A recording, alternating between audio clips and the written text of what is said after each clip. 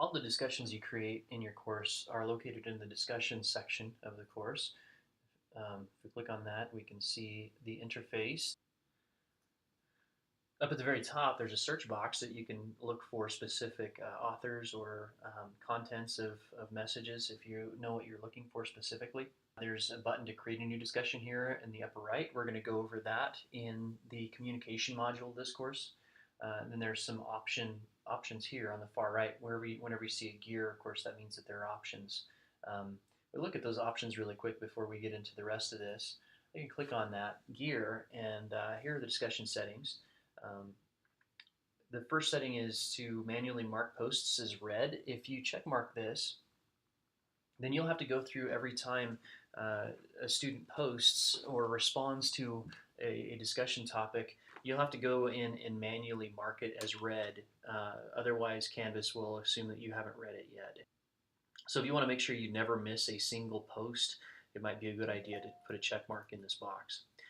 For student settings, these are settings that affect your students. The first one here is students can create discussion topics. I would always double check on that, regardless of your course. Some courses may have that marked, others may not. So come in here and double check this, create discussion posts. This is a pretty big deal. If this is marked, a student also has this green add discussion button at the top that they can add their own discussion. That might end up being kind of an organizational nightmare for you if you're using this discussion interface in your course. Other options, edit and delete their own posts. If this is marked, students have access to an edit button on each post that they make that they can go in and they can change the things that they said or even delete their post altogether. This is something to be aware of. In the past, there have been situations where students have been abusive on a discussion board, and as long as this is set, the student could then go back in later and remove that, and then there would be no record of that particular abusive behavior. So it's kind of a catch-22. It can be nice for students to be able to change something they said if they realize it didn't come out the right way. At the same time, to check mark that is also to give students the ability to remove things that you might want to be able to have evidence for later down the road. Anyways, so beyond that, and then this other one here is a pretty big one that comes up from time to time, and that is students have the ability to attach files to discussions. If you expect students to be able to attach a PDF or a Word doc or something to their discussion post, this has to be checkmarked. I get calls almost every term that says, "Hey, how do I get students to attach files to discussions?" It's right here. So this is how you do it. So there are three sections here in the discussions interface. There's pinned, discussions, and closed.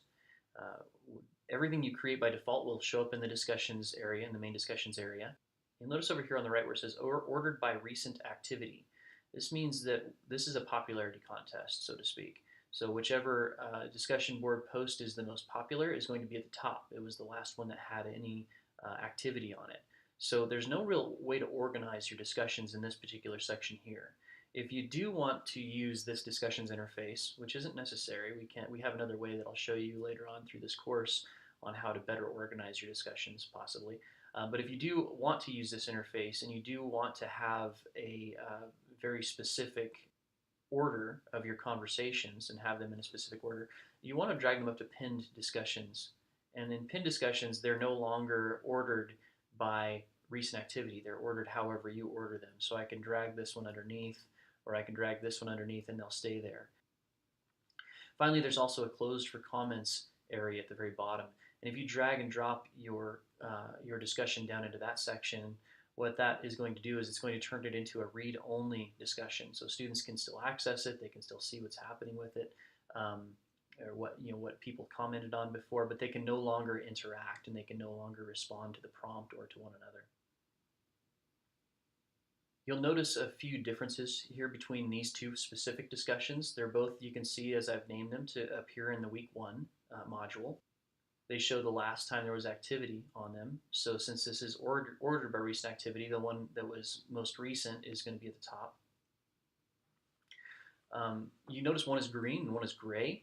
We haven't spoken about this particular aspect of Canvas yet in this course, so I'll just talk about it right now. The difference between green and gray is its published status. So anything that's green in a course, whether you're looking at the assignments area or the discussions area or the quizzes area, anything that's green is visible to students as long as your course is published.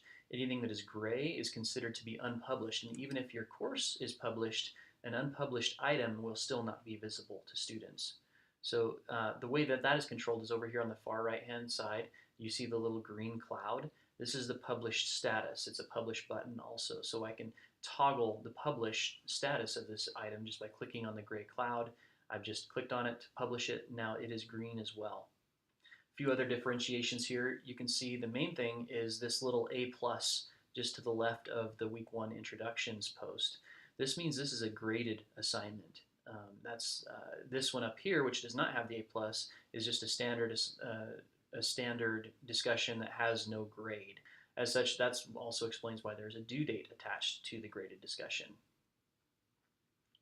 There are speech bubbles here as well, and if this is speech bubble is checked in green, that means that it will be included in your Canvas notifications to let you know that there has been participation on this discussion board.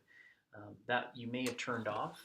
Most instructors probably will turn off that feature because otherwise they get inundated with hundreds of emails throughout the course of a term saying, hey, this person just posted on your discussion board. If you do like to receive those notifications, but you don't want to receive any more notifications that someone has just posted to the week 1 introductions, you can just click on that green checkmark box and it'll no longer be included in your notification reports on discussion activity.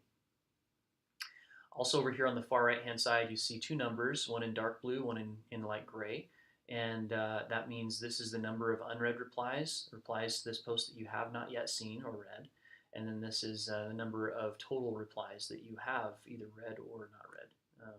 Lastly, there's a gear to the far right. If I click on that, I can delete it, I can pin it, or I can share it to Commons. Pinning this discussion would be the same as dragging it up to the pin discussions and dropping it at the top.